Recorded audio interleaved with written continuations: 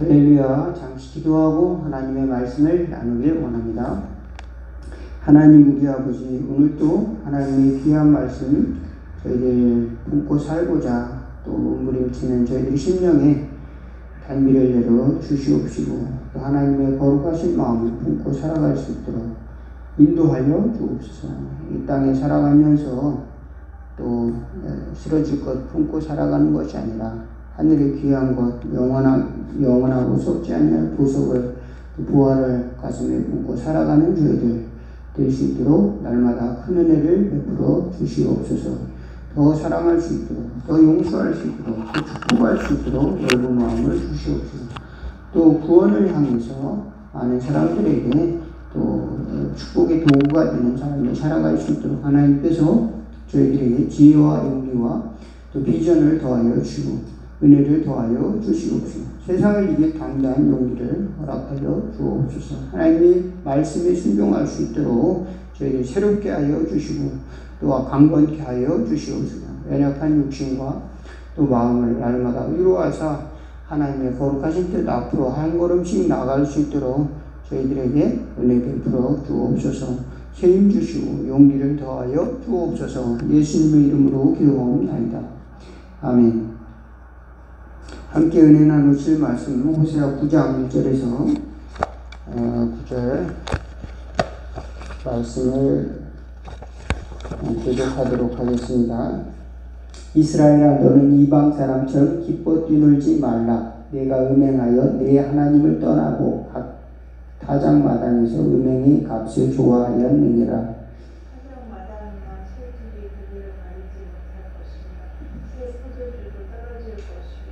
그들은 여호와의 땅에 거주하지 못하며 에브라임은 애굽으로 다시 가고 아수르에서 더러운 것을 먹을 것이니라. 그들은 여호와께 포도주를 부어드리지 못하며 여호와께서 기뻐하시는 날을 보지 못할 것이라. 그들은 음행의 창조에 떡과 맡아서 돛을 먹는 자는 더러워지나 그들의 떡은 자기의 먹기에만 소용돌이 뿐이라 여호와의 집을 들을 것이 아니니라. 5절 너는 명절 날과 여호와의 절기의 날에 무엇을 하겠느냐? 보라, 그들이 멸망을 피하여 갈지라도 애굽은 그들을 먹이고 노프는 그들을 장사하리니 그들의 은은 귀한 것이나 찔레가 덮을 것이요 그들의 장막 안에는 가시덤불이 퍼지리라. 형벌이 날이 이르렀고 보응의 날이 온 것을 이스라엘이 알지라. 선지자가 어리석었고 신에게 감동하는 자가 미쳤나니 이는 내 죄악이 많고 내 원함이 큽니다. 에브라임은 나의 하나님과 함께한 하십뿐이며 선지자는 모든 길에 친 새 잡는 자의 분노가 같고 그의 하나님의 장래는 원함이 있도다. 9절까지만 보겠습니다. 그들은 기브아의 시대와 같이 심히 부패한지라. 여호와께서 그 악을 기억하시고 그 죄를 벌하시리라. 아멘.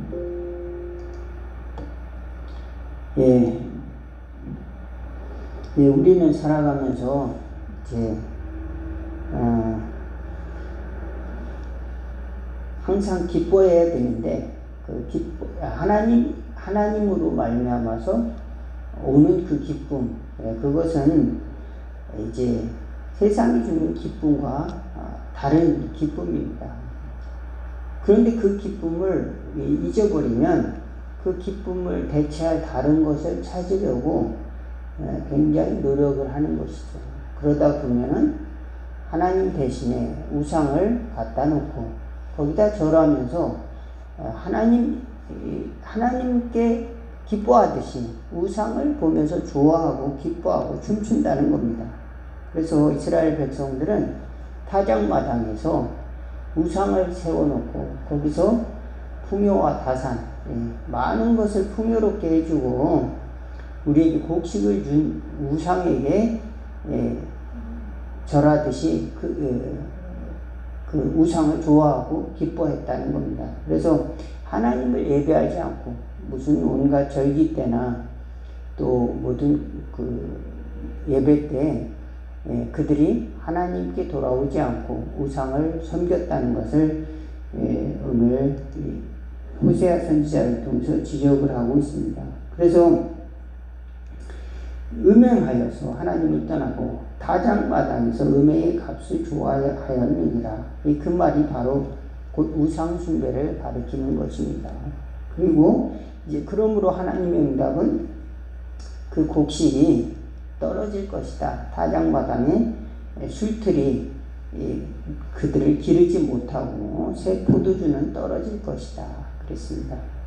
그래서 그들이 잡혀가서 애굽으로 가고 아수르로 가서 더러운 것을 먹을 것이다. 그 우상의 재물을 또 먹을 것이다. 또 하나님께 4절에 보니까 여호와께 포도주를 부어드리지 못하고 여호와께 기뻐하는 바도 되지 못할 것이다. 그랬습니다. 그들이 피해서 멸망을 피해서 도망갈지라도 또 그들에게는 또 찔레가 덮일 것이고 또 그들이 장막에는 가시덩굴이 퍼질 것이다. 그렇게 예언을 하고 있는 겁니다. 호세아 선지자는 어떤 별명을 가지고 있는가? 사랑의 선지자다. 이렇게 말하고 있어요. 또 아모스는 또 공의의 선지자다. 이렇게 이야기하고 있습니다. 하나님의 사랑은 우리 죄로 인해서 비참한 상황을 낱낱이 드러냄으로써 우리에게 정말로 하나님의 사랑이 얼마나 큰 것인가를 우리가 어떻게 해서 하나님의 징벌을 받을 처지에 있는데도 불구하고 하나님이 우리를 때리시기도 하고 다시 용서하기도 하시는지를 성경을 통해서 증언을 하고 있는 겁니다. 그래서 이스라엘 백성들은 그렇게 음행을 한 대가로 징벌을 받고 있다. 그럼에도 불구하고 하나님은 여전히 사랑이시다는 것을 호세아를 통해서 호세아의 삶을 통해서 강변을 하고 있습니다. 호세아는 음란한 아내 즉 창기와 결혼을 해서 3명의 자식을 낳았죠. 이스라엘 또 로암미 또 롤루하마 이런 3 자녀를 낳는데 그들은 이제 심판에 대한 자식 이름이 심판이에요. 너는 심판을 당할 것이다. 또 나는 너를 사랑하지 않을 것이다. 너는 내 백성이 아니다. 자녀들의 이름이 다 그렇습니다. 여러분 자녀들의 이름은 다 귀하게 짓지 않습니까? 또 아름답게 짓고 축복받는 자녀로서 또 이렇게 짓는데 그렇게 짓는 이유가 뭐냐? 이스라엘 백성들을 향한 하나님의 심판과 또 사랑을 예견하는 겁니다. 그래서 언젠가 하나님께서는 그들을 이제 다시 돌이킬 것이다. 또 그 아내를 다시 이제 데리고 올 것이다. 그런 말씀을 호세아라고 하는 인생을 통해서 호세아의 선지자를 통해서 또 설명을 하는 겁니다. 그러니까 이스라엘 백성들은 이해할 수가 없는 것이죠. 그러니까 그 중에서 이해할 만한 사람이 누군가 봤더니 호세아가 하나님의 말씀을 들었다는 겁니다. 그래서 호세아 선지자는 하나님의 사랑의 선지자로서 성경에 기록을 하고 있는데 하나님의 형벌이 하나님의 채찍이 거두어들여진 것이 아니라 하나님의 채찍은 여전히 있다. 하나님의 채찍이 있을 때 우리는 그 지점에서 딛고 일어서야 되는데 거기서 많은 사람들이 다른 사람을 원망해요. 내 잘못이 아니고 니들 때문에 그렇다. 그 다음에 나는 옳다. 심지어 그렇게 생각을 하게 되는 습성이 있는 겁니다. 죄의 속성이 얼마나 무서운지 알 수가 없습니다. 그래서 형벌의 날이 얼마나 무서운지 선지자가 어리석었고 신에게 감동된 자는 미쳤다. 이제는 하나님의 종들, 지도자들이 그 당시 지도자들이 미쳐버리는 겁니다. 당시 지도자들이 미쳐버리는 겁니다.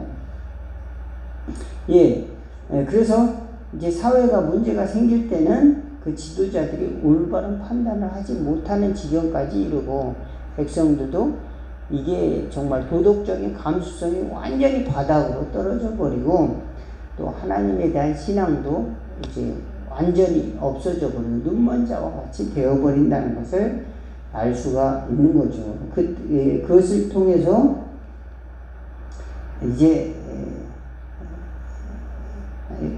하나님의 징벌이 찾아오는데 그 모습이 어떠한가, 얼마나 비참한가 9장의 9절에 그것을 표현하고 있습니다. 그들은 기브아의 시대와 같이 심히 부패한지라 여호와께서 그 악을 기억하시고 그 죄를 벌하시리라 그랬습니다.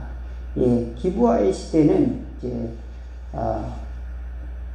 사사기 19장에서부터 21장까지 이 사건을 통해서 알 수가 있는데요. 그때는 왕도 없습니다. 또 지도자들도 없습니다. 그러니까 또 자기 뜻대로 행하여 하나님을 섬기지 않고 자기 소견에 옳은 대로 행해서 죄악이 그냥 관영할 때입니다. 그런 시대와 같다. 그렇게 표현을 하고 있어요.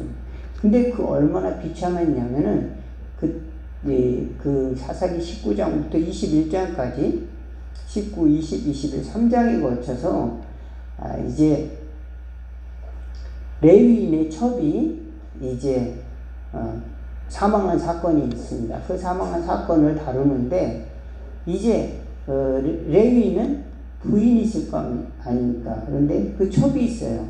또 레위인이 하나님의 종이 또 첩까지 두었습니다. 근데 그 첩이 바람을 놔서 도망을 갔습니다. 음행을 하고 또 집에 돌아오지 않으니까 찾으러 갔어요. 찾으러 갔는데 어디로 갔느냐? 그 이제 자기 본집으로 갔습니다. 그 여자는 이제 그 남편을 볼 면목이 없어 본집으로 갔는데 거기 갔더니 장인 장모가 너무 반겼나 보죠. 너무 반겨가지고 거기서 하루만 더 묵고 가라고 그래서 하루 묵고 가. 그러면서 월요일 날 갔다 오면은 5일치를 그냥 거기서 묵어버립니다. 이제 데리고 다시 그 고향으로 이제 베들레헴으로 와야 되는데 그렇게 하지 못하고 이제 그곳에서 머물다가 금요일 날쯤 이제 다시 오려고 하는데 그때 이제 그 베냐민 근방 지방에 이르렀을 때에 이제 불량배들이 나타나는 것이죠. 그 금요일 밤을 그곳에서 머물게 됐을 때 그 집을 에워싸고 이 레위인의 첩을 이제 강간하는 사건이 생깁니다. 그러므로 말미암아서 이제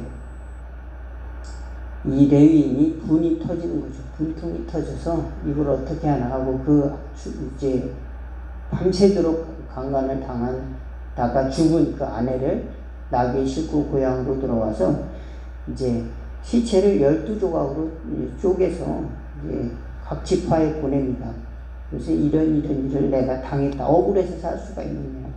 그래서 그 지도자들이 모여서 이거 안 되겠다. 이 베냐민 사람들은 혼내줘야 되겠다. 그래서 전쟁을 일으키는데 그 전쟁으로 말미암아서 죽은 사람이 65,100명이나 됩니다. 그리고 베냐민 사람은 대부분이 남자들이 건장한 남자들이 다 죽고 같은 종족끼리 또 싸우는 거예요. 그러니까 죄가 많으니까 죄가 관영하니까 이제 형제고 뭐 같은 종족이고 뭐고 없는 거예요. 그리고 또 왜 싸워야 되는지 뭐 그저 이제 우리 편 한 사람이 뭐 이렇게 문제가 생겼으니까 그를 보호하기 위해서 그렇게 했다고 하더라도 전쟁이라는 것은 어마어마한 일이니까 65,100명이 죽게 되는 겁니다. 한 사람의 작은 죄로 말미암아서 그것이 가족의 문제가 되고 또 그 지파의 문제가 되고 나중에 그 민족의 문제까지 되어버렸습니다. 오늘날에도 65,000명이 죽었다는 그 보통 전쟁이 아니죠. 보통 일이 아니지 않습니까? 그 기브아의 시대와 같아. 그와 같이 하나님이 이제 죄가 관영한 세대는 그렇게 표현을 하고 있다라고 하는 겁니다. 그러니까 죄가라고 하는 것은 비참한 참상을 우리가 깨달을 때 하나님을 붙들어야 되는구나. 하나님의 은혜를 붙들어야 되는구나. 하나님의 사랑과 또 하나님의 진리를 붙들어야 되는구나. 하나님께 순종하는 것을 붙들어야 되는구나. 우상을 내버려야 되는구나. 이 죄로 습관된 나의 삶을 철저하게 버려야 되는구나.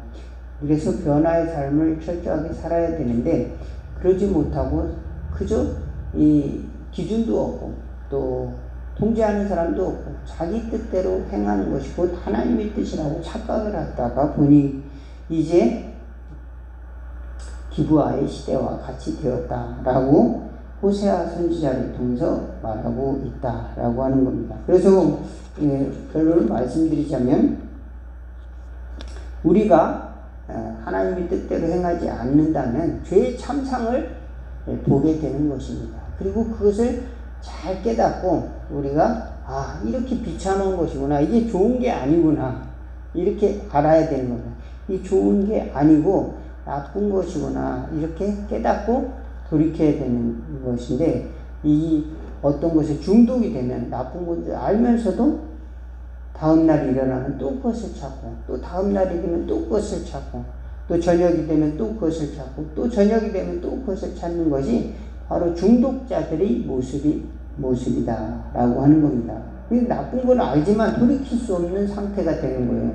족쇄에 끌려가는 사람처럼 이제 죄가 나를 끌고 가는 지경에 이른 겁니다. 그러니까 이제 그렇게 되면 어떻게 되는가? 비참하게 되어서 결국 이제 처참한 몰골이 되어서 죽음에 이른다는 것을 우리가 똑똑히 봐야 된다는 겁니다. 그것이 바로 하나님께서 우리에게 보여주시는 이제 경고의 메시지고 또 돌이키게 하는 하나님의 메시지다. 이 전쟁이 일어나는 것과 같다.